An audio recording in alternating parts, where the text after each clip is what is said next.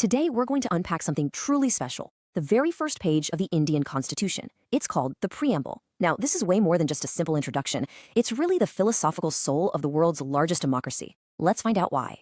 You know, the great jurist N.A. Palkhivala had this perfect way of describing it. He called the preamble the identity card of the Constitution.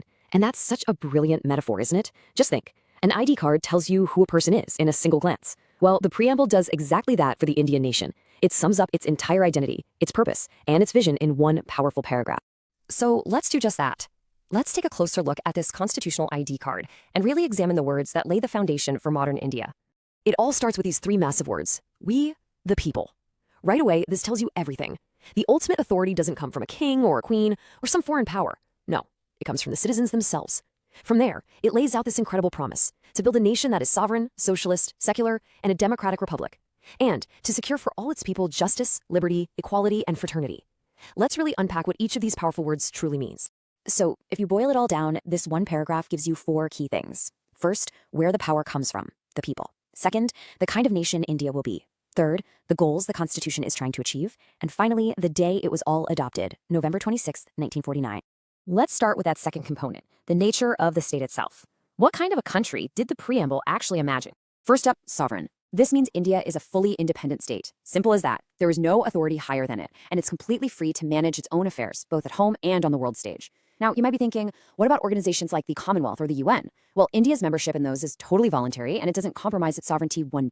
Second, we have socialist. Now, this word is interesting because it was actually added much later, back in 1976. But the idea behind it, that was always there. And Indian socialism isn't what you might think. It's not about state control over everything. It's what's called democratic socialism. It's a mixed economy where both public and private companies can exist side by side, with the ultimate goal of ending poverty and inequality. It's this very unique Indian blend of Marxist and Gandhian thought. And third, secular.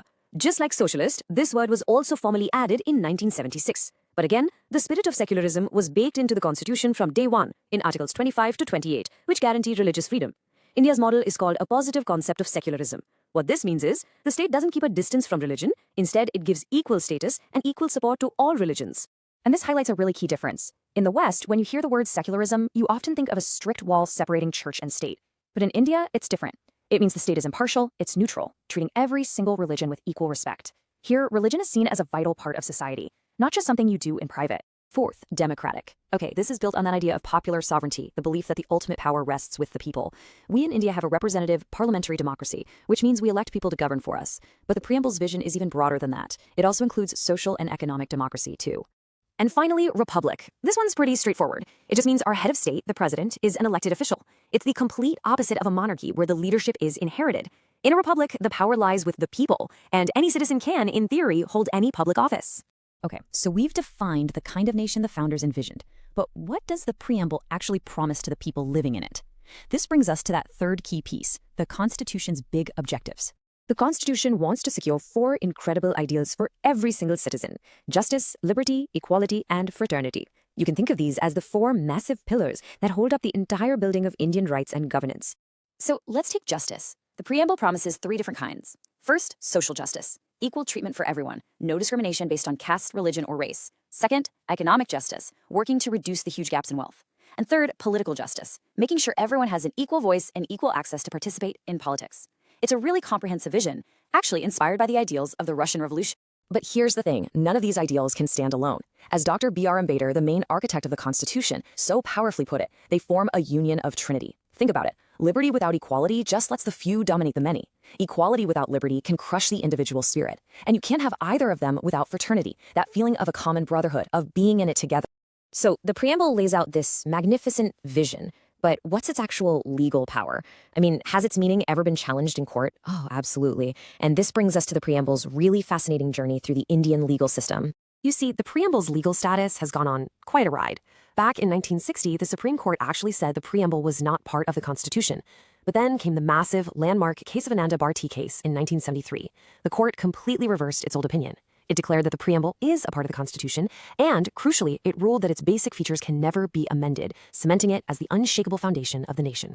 And all of this brings us to a truly remarkable fact.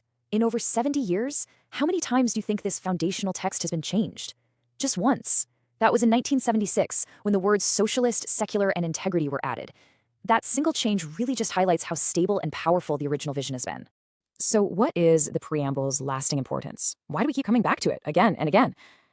I think the best answers come from the very people who wrote it. Pandit Tagordas Bhargava, who was a member of the Constituent Assembly, he just put it so beautifully. He called it the most precious part, the soul of the Constitution, and a key. It's not just legal language on a page. It's the moral and philosophical compass that guides the entire nation. It holds the dreams and the hopes of its founder. Another founder, K.N. Munshi, he described the preamble as the horoscope of our sovereign democratic republic. Now, a horoscope is meant to predict the future, right? So I want to leave you with this question.